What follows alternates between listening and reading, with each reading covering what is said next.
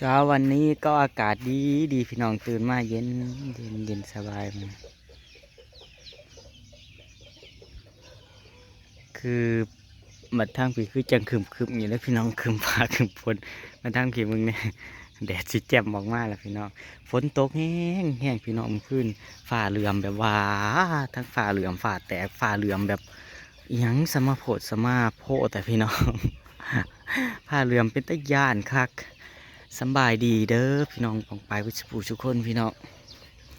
ทั้งฝุ่นฝนตกบ่พี่น้องทั้งฝุ่นฝนตกบ่ว่าสีผ้าพี่น้องยางไปเบิ่งน้ำในหน้าพี่น้องวัดมีน้ำอ่างน้ำขังบ่พี่น้องในไห้ในหน้าเนาะโอ้ยสีวานเขาก็คิดสิได้วานตอนไหนละพี่น้องเจ้าของหน้าก็ยังป่วยอยู่บอกไว้ว่าสิไปตรวจนี่ละพี่น้องให้ลุงรัดลงมานี่โทรมานี่เพิ่นคัดพี่น้องเอ้ยเพิ่นคัดไปเฮ็ดอินิมาแหละขั้นสิว่าส่วงกับว่าส่วงอะไรพี่น้องส่วงได้ตอนไปเฮ็ดมานะส่วงแล้ววันนี้ มันมาคัดมันนอนบ่ได้มันเมื่อคืนนี่คันนั่งนั่นนั่งคัดพี่น้องคันแล้ววันนี้กินยาแก้แพ้เข้าไปแล้ววันนี้มันเมื่อยวันนี้เกลือไก่ก่อนซะ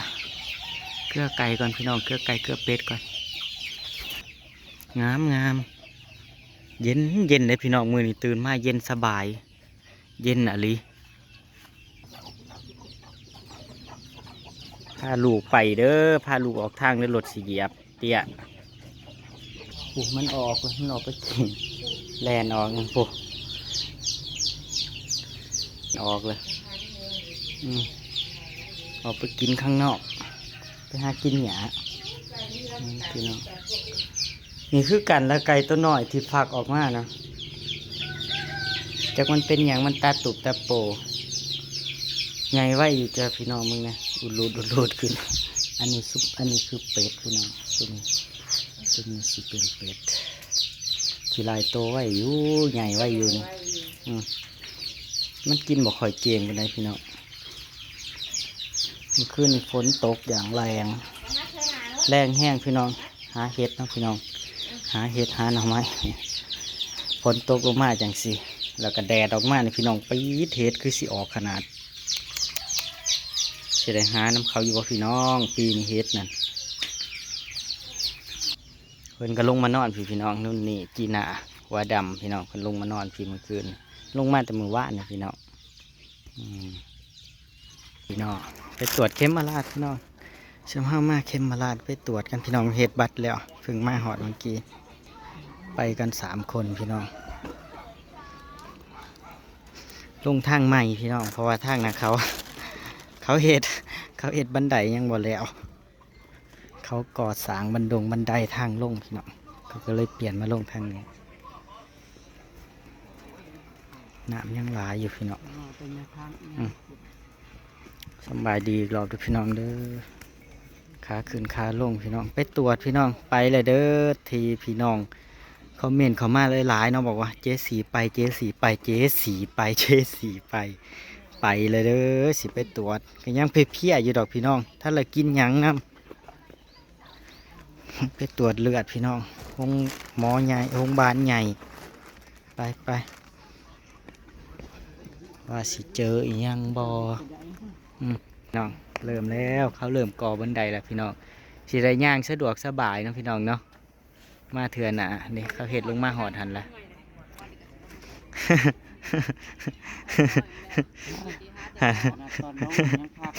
คนสิว่าแต่คนป่วยนะขนาดคนบ่ป่วยมากน้ำกันนี่ก็ยังอยากสบายอยู่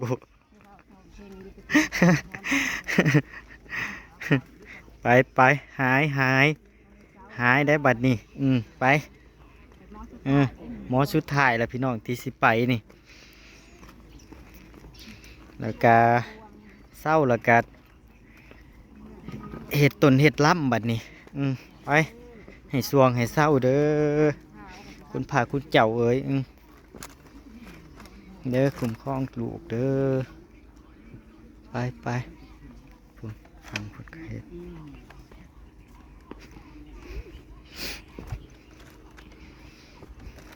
ออกจากบ้านสวยพี่น้องแกคอยเด้อ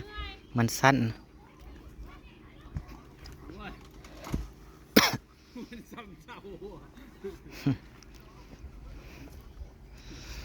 ทางมันลงลำบากพี่น้อง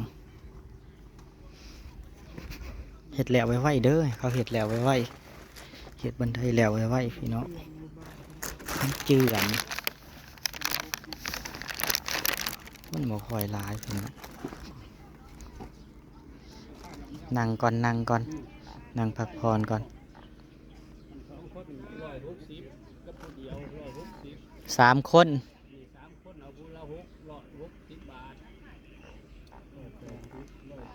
180ค่าเรือคนละ60 บาทพี่น้อง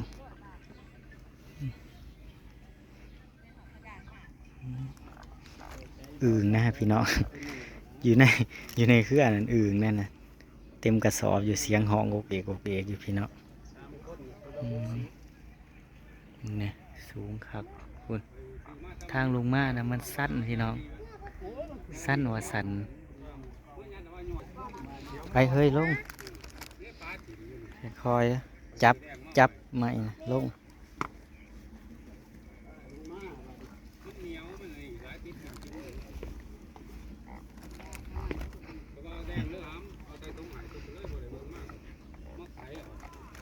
สีฝากนะฝากอันนี้ทั้งหมดเลยแข็งหลังน้อยหนึ่ง ฝากไข่มดแดงอึ่งเต็มกระสอบ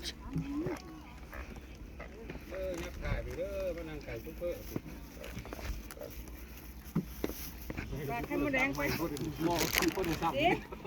ากไข่มดแดงนิดนึงไปให้หลวงพ่ออ้าว ทั้งอึ่งทั้งเขียดทั้งกบทั้งกระปูพี่น้องแล้วก็จิหลออยู่นี่กบหรืออึ่งอยู่นี่อึ่งพี่น้องเต็มกระสอบนี่ก็อึ่งจะแดดเด้อใครแต่มันบ่แดดพี่น้องมือนี่ยังคึมยังคึมฟ้าคึมฝนอยู่น้ำก็ขึ้นลายอยู่เลยพี่น้องน้ำขึ้นลาย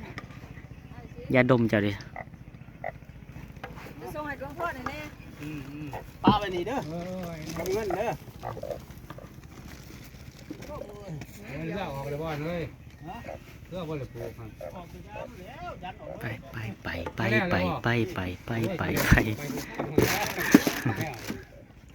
ว่าท่านแล้วหัวของติดจะไหนเด็ดเนาะ หลวงพ่อก็ฝากให้พระทอด ต้องไปคุดโดยสารตีตอนนั้นที่ว่าเงินพวกนี้ โอ้ยรับมาโลดบ่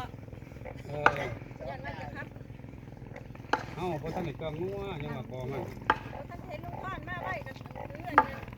เจ้าไว้ก็ได้ ก็นี่เรานั่งดูนั่งเสือบ่เลย เพื่อออกแล้ว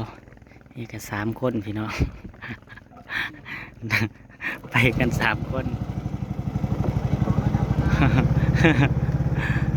ตอนแรกว่าสิไปกับแม่เชียมมาลาเพิ่นสิพาไปพี่น้องก็เลยบอกเพิ่นเนาะเพิ่นก็ยากเพิ่นนะพี่น้องหลายอย่างเฮาก็เลยไปกันเองจังซี่เกรงใจเพิ่นเนาะ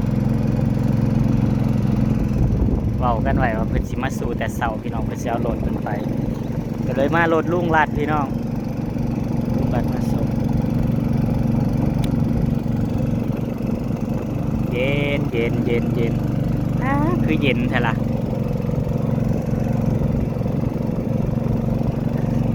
ไปกับอึ่งกับกบกับเขียดห้องสนั่นอยู่ตรวจแล้วตรวจแล้วก็ไปหากินข้าวพี่น้องเบิ่งกันว่าเฮาสิได้กลับจากหมู่เนาะพี่น้องเนาะ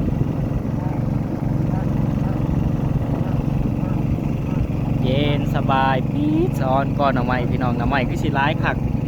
เขียวทุ่มอยู่พี่น้องหน่อไม้นั่นอึ่งเต็มเหือ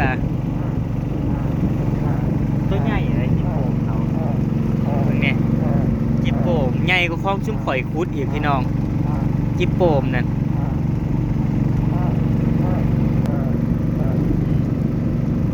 อึ่งมีตัวใหญ่ๆเลยพี่น้องน่าสิทั้งอึ่งทั้งกบหรือว่าจังไดหรือว่ากบคือแข็งแถวหลังมัน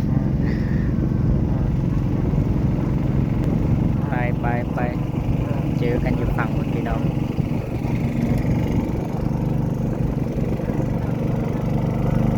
ทุนเข้าดักป่าที่ทุนเข้าดักป่าหลายเต็มทีมเลยหมดแล้วพี่น้องถึงฝั่งไทยแล้วถึงฝั่งไทยแล้ว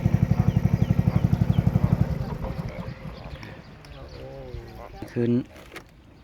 คุณเบิ่งทางขึ้นนะ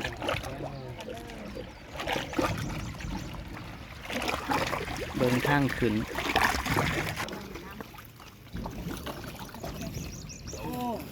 ไวยิ้ว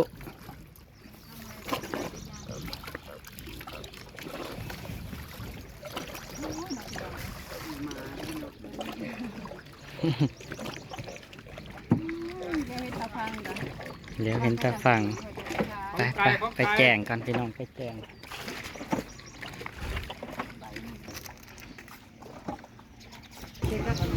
เขาก็สิจ้าง3 ล้อไปไหมพี่น้องเขาสิจ้าง3 ล้อไปเขาจะจ้าง3 ล้อไปเมื่อยเพิ่นเมื่อยแห้งไหมไปขึ้นอีกตุกกินหลายได้ตลาดนี่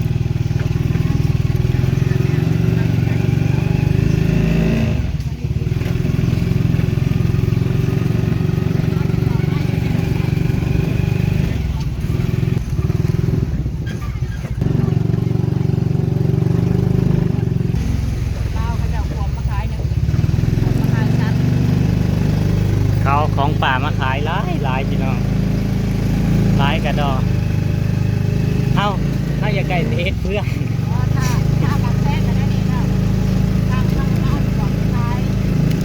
ได้เฮ็ดเพื่อนกับเฮ็ดปวกพี่น้องอยากกินเลยพาลงมาเขาจังรอพี่น้องเขาสิรอดตลาดกัน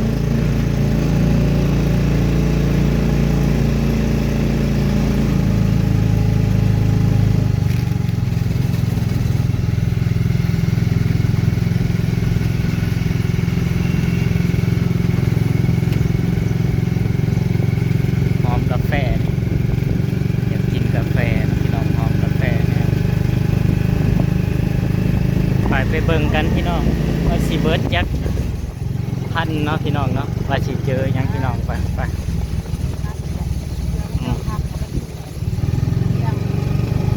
คนเมื่อยกับเมื่อยมันเพียบพี่น้องมันถ้าไรได้กินหยังเลยกินแต่ยาถ้าเรากินหยังโอ๊ตเคยสิไปตรวจเลือดยานมันบ่เจอพี่น้องถ้ากินเข้าไป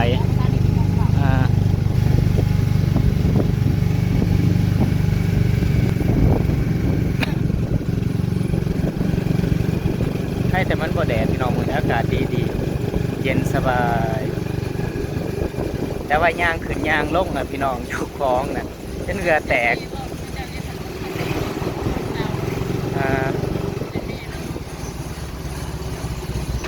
สะดวกสบายพี่น้องบ้านเพิ่นน่ะเนาะต่างกับบ้านเฮา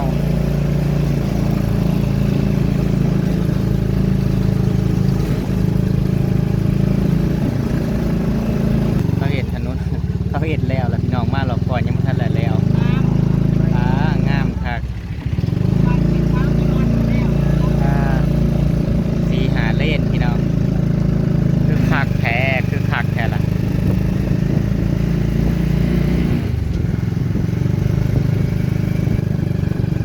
ตุยมาสื่อโทรศัพท์โดนตัดตัวนี้ละ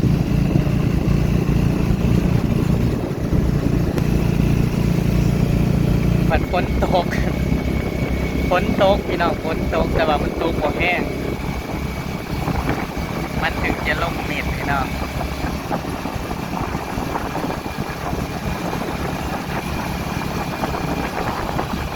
เพราะว่าตีตอนกลับฝนสิห้ามถึงเอา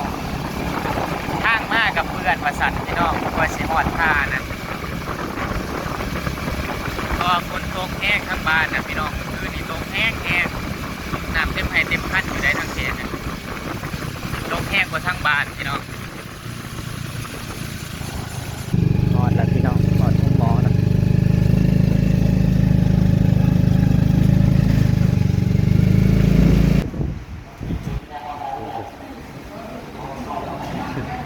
รอ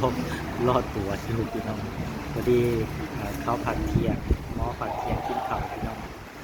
เขาบอกว่าให้รอประมาณบ่ายโมงเขาเอินซื้อซาพี่น้องคนไข่ลายนี่คนไข่ลาย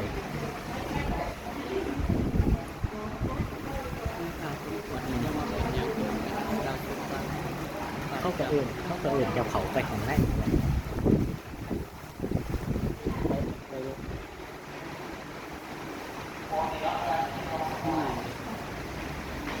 ตอนเขา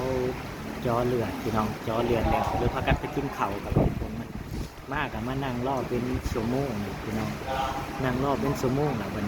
พักเที่ยงหมอพักเที่ยงคนไข่กับลายมือที่คนไข่ลายแห้งพี่น้องบ่อยากคิดสภาพตอนสิยางขึ้นยางขึ้นยางโลกยางขึ้นแต่ว่าฟังเล่าพี่น้องดีได้เขาเห็ดนั่นครับเขาเห็ดบันไดละทางลงเขาเห็ดบันไดนะพี่น้องเขาเห็ดบันไดทางลงมาลอดตรวจพี่น้องก็หมอเอ็นสู่เขาตรวจได้หองพังพ้นตรวจพี่น้องแล้วก็เอายากลัวเขาสิได้กักกับบ่าย2 บ่าย 3อยู่ประจำสิไปหารอสื่อเขากินอยู่ตลาดแคมทางพี่น้องมี FC ถัก FC ถัก2 คนพี่น้องเป็นกับมาตรวจคือกันเป็นว่าตายล่าสุดเป็นว่าเพิ่นเบิ่งคลิปที่บาริโอไปบ้านเจพันลาเมื่อนะผู้เดียวนะเพิ่นเจซีไม่ได้ไปด้วยเลยโอ้ยมีคนจำสุกไปได้เลยพี่น้องโอ้ยดีใจหนาส้มๆมีคนจำได้สิไปพี่น้องลาพระจากพี่น้องตามคลิปหนาพี่น้องเด้อตอนกลับเจอกันอยู่บ้านพี่น้องส่วงเศร้าแล้ววันนี้พี่น้องเนาะมาล่อเบิ่งว่าอาการมันเกิดจากอะไรเนาะพี่น้องเนาะไปแล้วพี่น้องสวัสดีครับ